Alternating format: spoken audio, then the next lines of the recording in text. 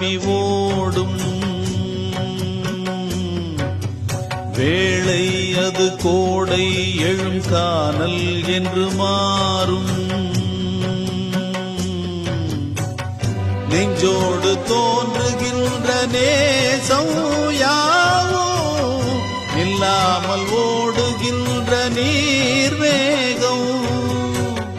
கண்ணோடு காணுகின்ற கோலம் யாவோ தண்ணீரில் போட்டு வைத்த கோடாகும். வழிக்கு வந்தது துணையா இல்லை வழுக்கி விட்டிடும் வினையா? இதை என்னென்று சொல்வது சித்திர பதுமையே? என்ன என்ன கனவு கண்டாயோ மானே, வாழ்க்கை ஒரு கனவுதானடி.